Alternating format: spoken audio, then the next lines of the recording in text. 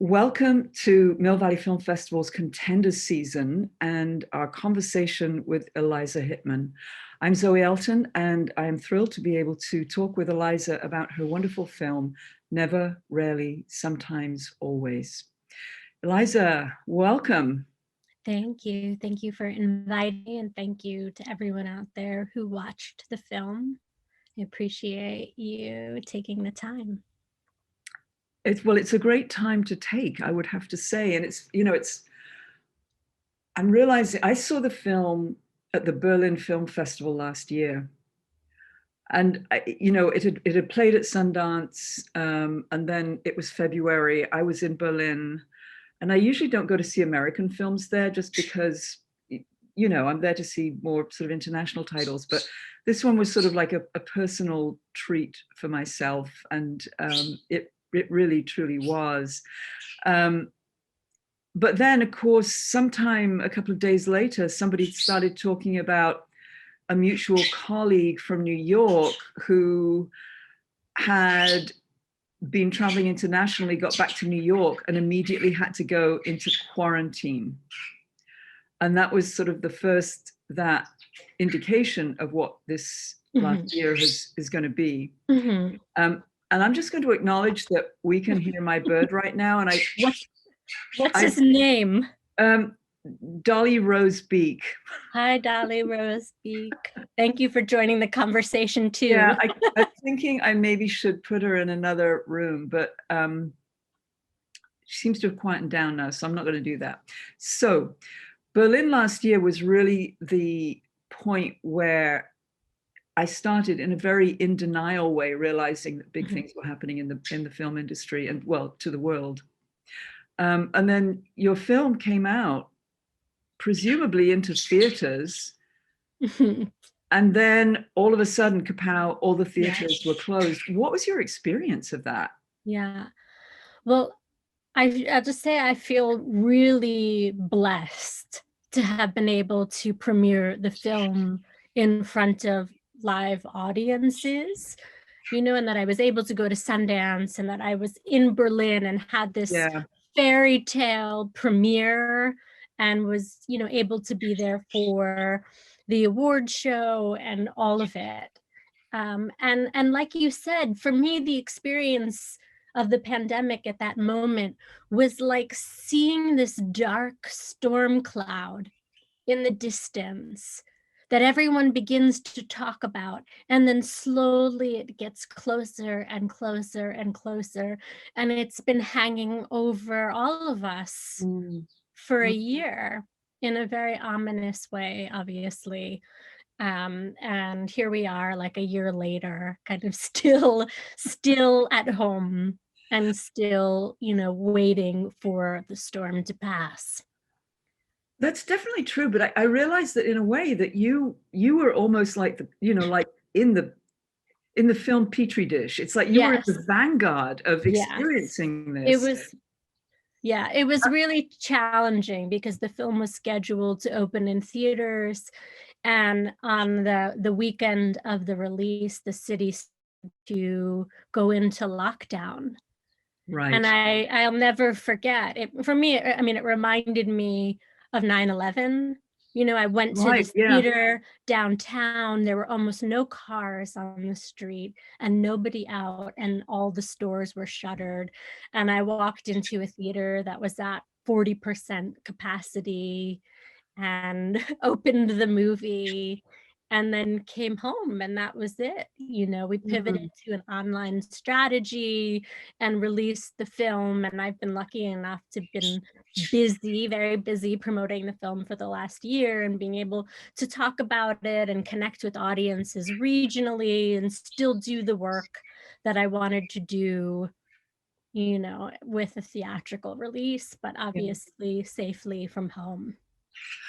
Yeah, it's interesting. I'm wondering as well. I mean, I think that your filmmaking is so beautifully crafted. I mean, witness the number of nominations you have for the Independent Spirit Awards in pretty much like every category, in Best Feature, Director, Screenplay, the actors, the DP, the editing. when, having gone through this experience of this last year, as a filmmaker whose work is, is just so thoroughly, beautifully crafted, has the experience of the last year informed the way you think you might work moving forward creatively? Creatively, I think I don't have a perfect answer for that yet, because we are still in the trenches. And I Right, think it's a moment of, we've been through so many moments of reckoning with the death of George Floyd, right, with the reckoning that's happening in the theater world in New York City. And we are waiting to reemerge. The United States, is at over 500,000 deaths from the yeah, coronavirus. yeah, We said goodbye to Trump, and here we are kind of in this, still this kind of what feels like transitional moments in history. right, And I yeah, think it's hard to answer, like, what will it be like to move forward in a yeah, creative space, and what movies will matter and how they get made and how people will see them is still yet to be determined. right. Yeah, what you were saying there, I mean, you mentioned, all the shifts that we've gone through last year and the political shifts. And Mhm, one of the things that really strikes me about your film is that it's a journey at every level.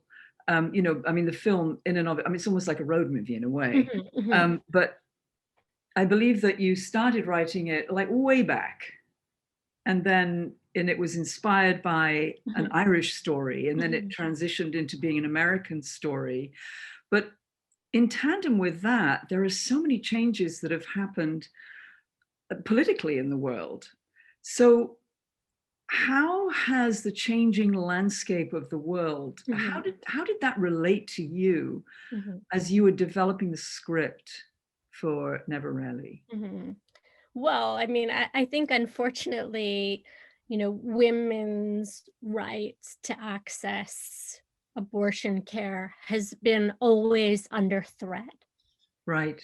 And that has been, something that hasn't changed in the course of the making of the movie. And in fact, in the middle of the pandemic, it intensified. And we had Right. politicians in the United States who were making, aggressive attempts to close clinics and restrict access. So there's nothing, unfortunately, in the world that has changed. Things only worsened given the global health crisis. Mm, mm. Yeah, and I think that really the choices that you made in making the film, which is very much about the story of, these two young women, well, one young woman in particular, Mhm, is, I think you made very particular choices in the way that you did that. And I'm wondering if there was a point where you ever felt tempted to tell us more about the boyfriend, mhm, or or or did you as a writer need for yourself to know who the boyfriend was and what the mhm, circumstances were around her getting pregnant? You didn't need to show them to us on screen, but mhm, in your creative process, did you need mhm. to know those things? I didn't, approach the project as a writer with, Mm, doing extensive character background work and biographies. For right. me, the story that's on screen, it always exists in the present tense, in the active present tense. Mm, And I made a very decisive choice as a writer going into it, that it could have been any of them. It could have been mm, any of the men, circulating in this young person's life. It could have been any of them. right. And the what was important to articulate was that, the world is hostile towards women, towards, young women, whether or not we want to acknowledge it or not. Right. And For me, it was about a character who was on this singular journey to reclaim her body, her youth, herself. And, it wasn't a story about him.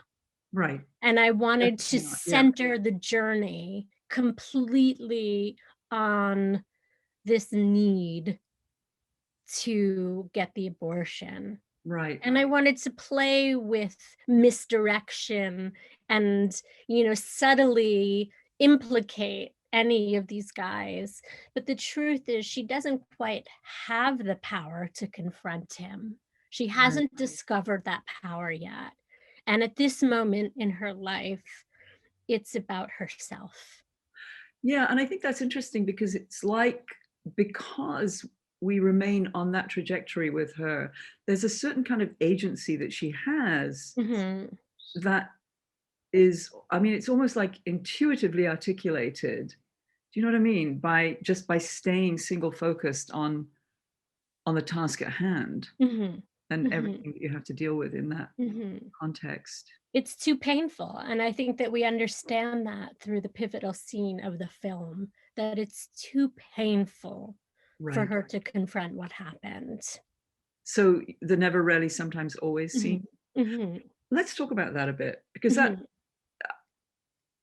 in that scene we see Autumn, we see Sidney's character, and a lot, I mean, we see her go through this incredible, intense Mhm. experience. Mhm. And we hear a very kind voice, the woman who is speaking with her. Um, and I'm curious about how you set that up. Did you rehearse? Did you do it in one take? What did that look like? And also, perhaps you can give us a bit of background as well, because I mean, Sidney comes from, a singing back, she's a musician basically. Mhm. So you have really open raw material to work with her as an actor. And I think that the woman who was playing the counselor is actually, that's what she does for her living, right? Mhm. Mhm. Yeah, as I was writing the script, I spent a lot of time in clinics. I met with doctors who took me through, a second trimester abortion.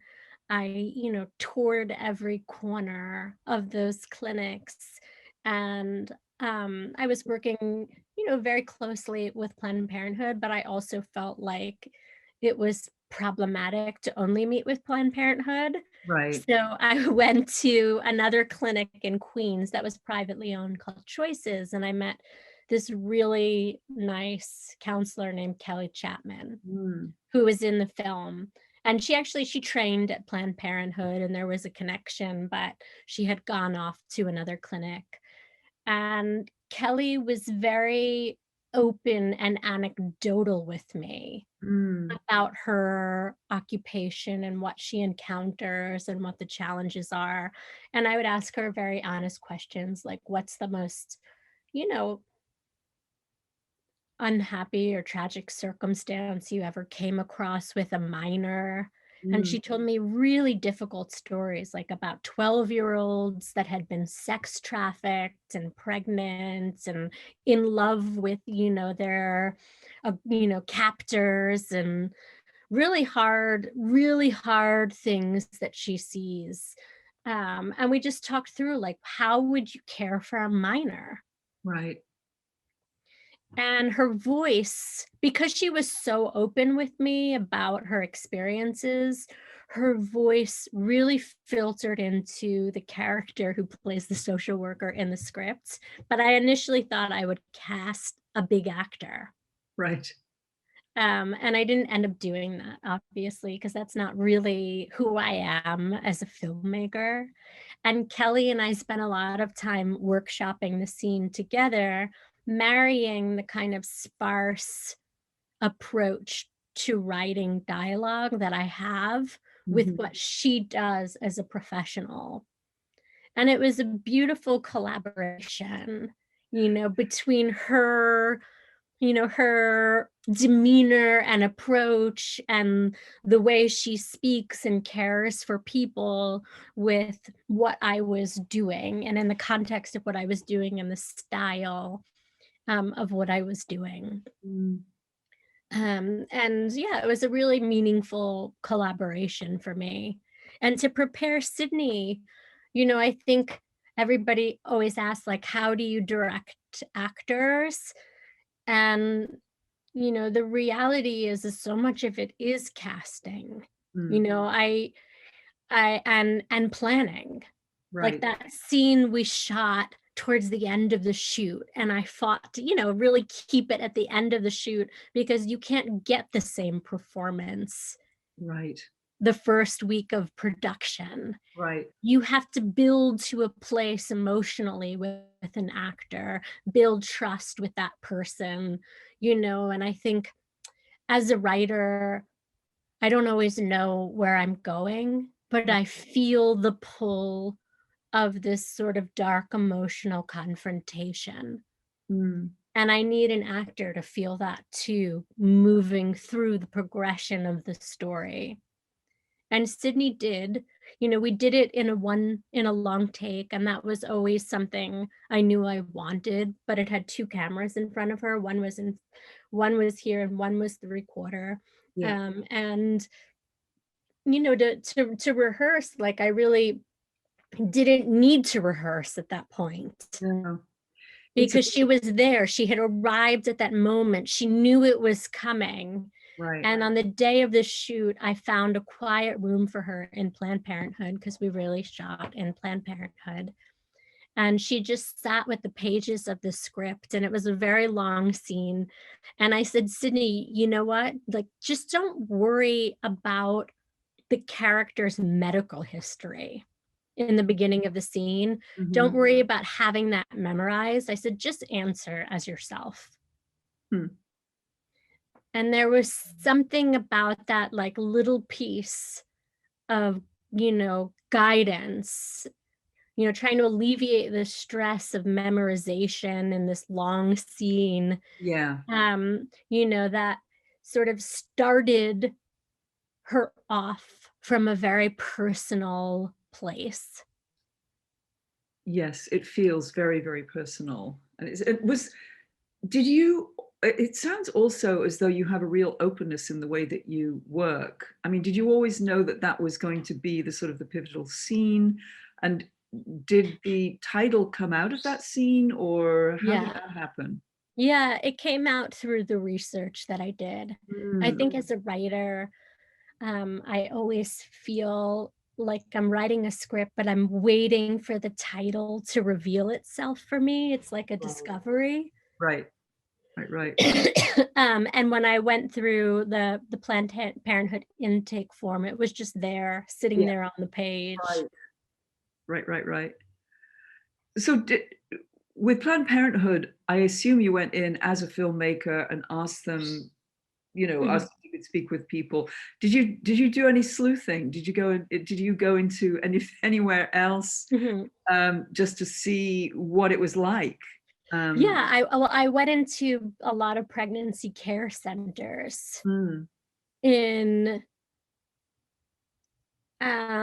in rural Pennsylvania, Oh, and that was important. Like the clinic that you see represented, the center that you see represented at the beginning of the film, it's called a pregnancy care center.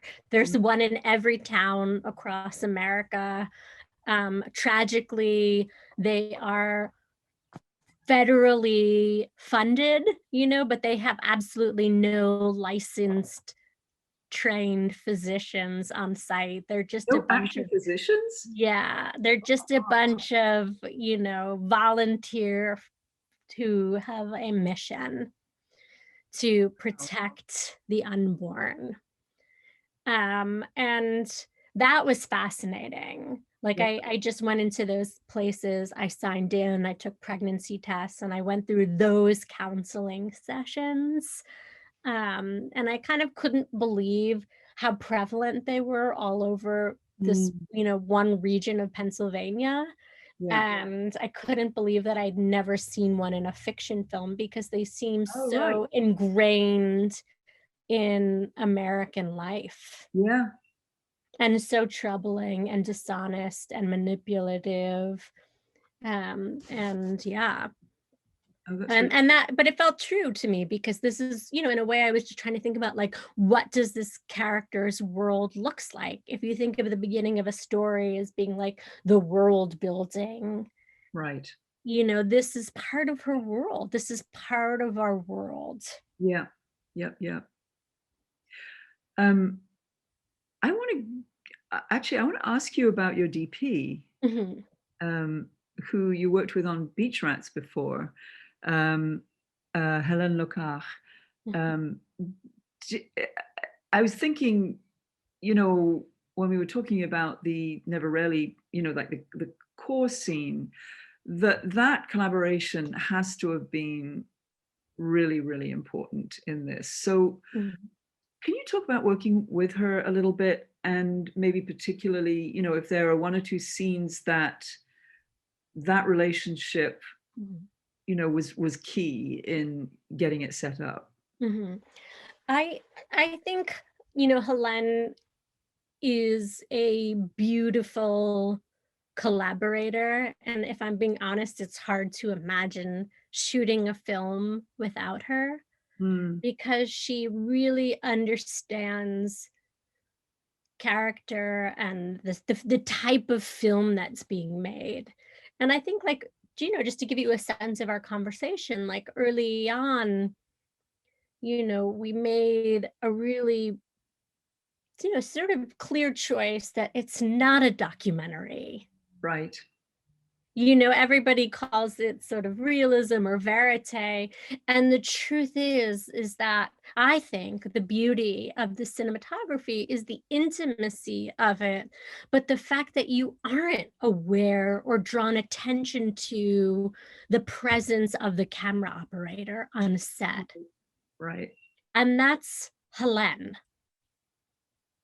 Yeah. There is, it's the way in which we decided to shoot the film, the types of rigs that we use. She built a rig that we shot a lot of the movie on.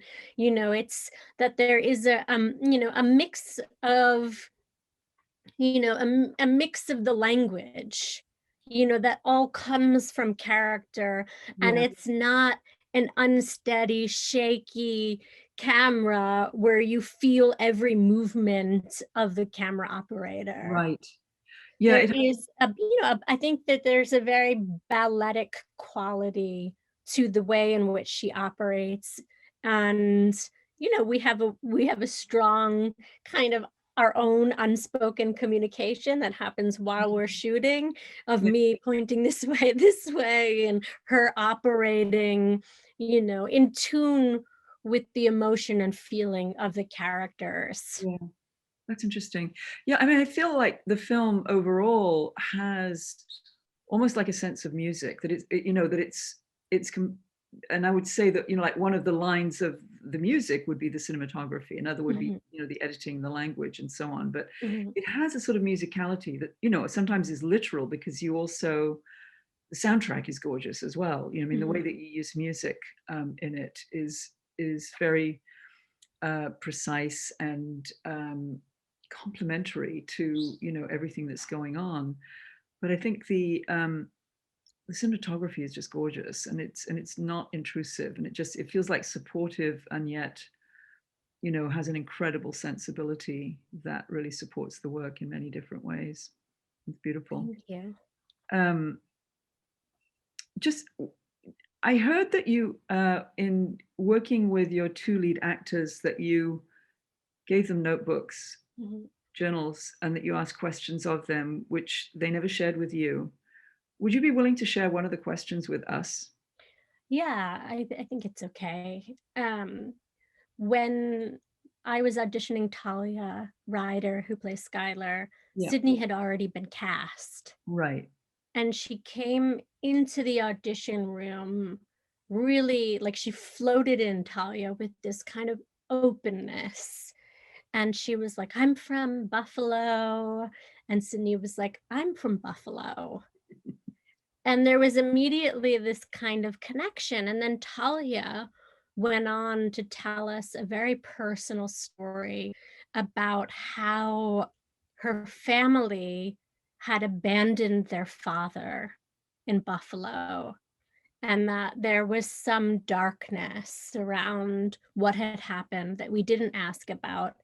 And I think Sidney identified with what she said, and also has a fractured relationship with her father.